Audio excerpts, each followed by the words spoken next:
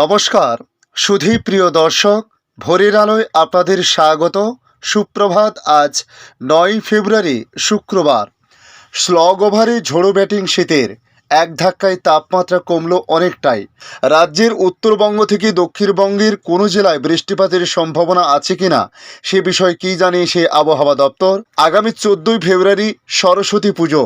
এই সরস্বতী পুজোতে বৃষ্টিপাতের সম্ভাবনা আছে কিনা বা শীত থাকতে পারে কিনা সে বিষয়ে আবহাওয়া দপ্তর কী জানিয়েছে অবশ্যই আজকের এই ভিডিওর মাধ্যমে আপনাদের সংক্ষিপ্তভাবে জানানোর চেষ্টা করব। তাই জানতে হলে সম্পূর্ণ ভিডিওটি অবশ্যই আপনাদের দেখতে হবে। পাশাপাশি নতুন বন্ধুদের কাছে রিকোয়েস্ট করব চ্যানেলটি সাবস্ক্রাইব করে রাখার জন্য, যাতে পরবর্তী আপডেটগুলি অতি সহজে আপনাদের কাছে পৌঁছে যায়। দেখে নিন আজকের লেটেস্ট আপডেটে কী জানিয়েছে আবহাওয়া দপ্তর। বিদায় নিতে নিতেও রাজ্যের শেষ মুহূর্তে ফিরে আসার ইঙ্গিত দিল শীত। যেখানে গত বুধবার কলকাতায় সর্বনিম্ন তাপমাত্রা ছিল 20 ডিগ্রি সেলসিয়াস, মাত্র 24 ঘন্টার ব্যবধানে অর্থাৎ গতকাল বৃহস্পতিবার তা কমে হয় 16.7 ডিগ্রি সেলসিয়াস। আবহাওয়া দপ্তরের পূর্বাভাস, আগামী কয়েকদিন তাপমাত্রা ধীরে ধীরে আরও একটু কমতে পারে। সেই ক্ষেত্রে মাঘের শেষে আরও কয়েকদিন শীত উপভোগ করতে পারবেন রাজ্যবাসী। আজ সর্বনিম্ন তাপমাত্রা 15 ডিগ্রি সেলসিয়াসের আশেপাশে থাকতে পারে বলে জানানো হয়েছে। তবে আগামী সপ্তাহের গোড়া থেকেই তাপমাত্রা একটু একটু করে বাড়বে বলে ইঙ্গিত দিয়েছে হাওয়া অফিস।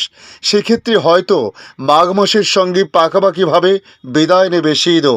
রাজ্যের উত্তর এবং দক্ষিণের কোনো জেলাতে বৃষ্টির সম্ভাবনা এই মুহূর্তে সম্ভাবনা নেই বলে জানানো হয়েছে।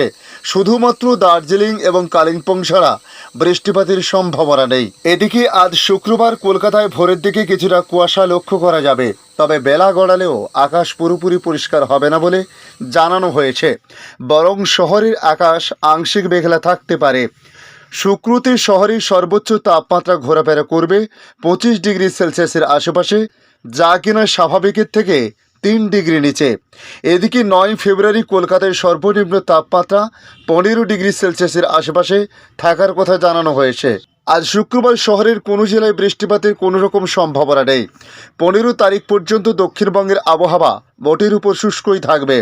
ভোরের দিকে হালকা কুয়াশা বজায় থাকবে উত্তর 24 পরগনা, দক্ষিণ 24 পরগনা, পূর্ব মেদিনীপুর, হাওড়া, হুগলি, পুরুলিয়া, ঝাড়গ্রাম, পশ্চিম মেদিনীপুর, বাঁকুড়া, বীরভূম, নদিয়া এবং মুর্শিদাবাদ জেলাতে। পশ্চিম বর্ধমান, পূর্ব বর্ধমানের কোথাও কোনো রকম বৃষ্টিপাতের সম্ভাবনা নেই। রাতের তাপমাত্রা 2 থেকে 4 ডিগ্রি সেলসিয়াস পর্যন্ত আগামী 48 ঘন্টা নামতে পারে বলে জানানো হয়েছে। শীতের শেষ লগ্নে তাই কিছুটা ঠান্ডা পড়তে পারে, তবে আগামী দুদিনে আবারও তাপমাত্রা 2 থেকে 3 ডিগ্রি বাড়তে পারে বলে জানানো হয়েছে। আগামী 15ই ফেব্রুয়ারি পর্যন্ত উত্তরবঙ্গের আবহাওয়া মোটের উপর শুষ্কই থাকবে। দার্জিলিংয়ের কোথাও বৃষ্টি অথবা তুষারপাত হবে না আগামী 5 দিন। এছাড়া জলপাইগুড়ি, কালিম্পং, আলিপুরদুয়ার, কুচবিহার, উত্তর দিনাজপুর, দক্ষিণ দিনাজপুর এবং মালদাহতেও বৃষ্টির সম্ভাবনা নেই আগামী কয়েকদিন। এদিকে ক্রমেই উত্তরবঙ্গে রাতের তাপমাত্রা 2 থেকে 4 ডিগ্রি সেলসিয়াস নামতে পারে। এর দুদিন পর ফের 2 থেকে 3 ডিগ্রি সেলসিয়াস চড়তে পারে পারদ। আলিপুর হাওয়া অফিসের সর্বশেষ বুলেটিন অনুযায়ী আগামীকাল 10ই ফেব্রুয়ারি শহরের সর্বনিম্ন তাপমাত্রা 15 থেকে 16 ডিগ্রি সেলসিয়াসের কাছাকাছি যেতে পারে। এরপর 11 থেকে 12ই ফেব্রুয়ারি কলকাতায় সর্বনিম্ন তাপমাত্রা ফের কিছুটা বেড়ে যথাক্রমে 17 থেকে 19 ডিগ্রির আশেপাশে ঘোরাফেরা করতে পারে। এরপর 13 তারিখ কলকাতার সর্বনিম্ন তাপমাত্রা 21 ডিগ্রি সেলসিয়াস থাকতে পারে বলে বলা হয়েছে। এরপর 14 তারিখ সর্বনিম্ন তাপমাত্রা 20 ডিগ্রির আশেপাশে থাকতে পারে। এই কদিন শহরের সর্বোচ্চ তাপমাত্রা 26 থেকে 27 ডিগ্রি সেলসিয়াসের আশেপাশে থাকবে বলে জানানো হয়েছে। তবে 14 তারিখ সর্বোচ্চ তাপমাত্রা 29 ডিগ্রি ছুঁতে পারে বলে মনে করছেন আলিপুর আবহাওয়া দপ্তর। এখন প্রশ্ন জাগতে পারে, বৃষ্টিপাতের সম্ভাবনা কতটা রয়েছে সরস্বতী পুজোতে? এ বিষয়ে এখনও আবহাওয়া দপ্তর সেভাবে পরিষ্কার করে কোনো কিছু না জানালেও বেশ কিছু ওয়েদার মডেলের আপডেট থেকে আমরা যেটুকু জানতে পারছি, আগামী 13 থেকে 14ই ফেব্রুয়ারি নাগাদ কিছুটা বৃষ্টিপাত দক্ষিণবঙ্গে হতে পারে, তবে খুবই সামান্য। কারণ নতুন করে আবারও একটি পশ্চিমী ঝঞ্ঝা আসার সম্ভাবনা রয়েছে এখনও পর্যন্ত যা আপডেট রয়েছে। তার ফলে বেশ কিছুটা জলীয় বাষ্প বঙ্গে নতুন করে প্রবেশ করতে পারে, যে কারণে তাপমাত্রা বাড়বে এবং জলীয় বাষ্পের সংস্পর্শে কিছুটা বৃষ্টিপাত হলেও হতে পারে বলে প্রাথমিক রিপোর্টে জানানো হয়েছে। তবে বৃষ্টিপাত হবে এ বিষয়ে এখনও নিশ্চিত করে জানানো হয়নি আবহাওয়া দপ্তরের তরফ থেকে। এই মুহূর্তে গোটা উত্তর ভারত ঠান্ডায় কাঁপছে। তবে বিগত 3 দিন ধরে কড়া ঠান্ডার হাত থেকে কিছুটা মুক্তি পেয়েছে। উত্তরপ্রদেশ সহ বিহারের বেশ কিছু এলাকায় রোদ উঠেছে রীতিমতো আজ। রোদের ফলে রীতিমতো মানুষের চেহারাতে খুশি ঝলমল করছে। তবে এবার আবহাওয়া দপ্তরের পক্ষ থেকে জানতে পারা গিয়েছে দেশের পূর্বের রাজ্যগুলিতে বৃষ্টিপাতের সম্ভাবনা রয়েছে। পশ্চিমী ঝঞ্ঝার প্রভাবে উত্তর ভারতের বেশ কিছু এলাকায় বৃষ্টিপাত হতে পারে বলে জানতে পারা গিয়েছে। পাশাপাশি দিল্লির মানুষেরা কড়া ঠান্ডার হাত থেকে আপাতত মুক্তি পেয়েছেন।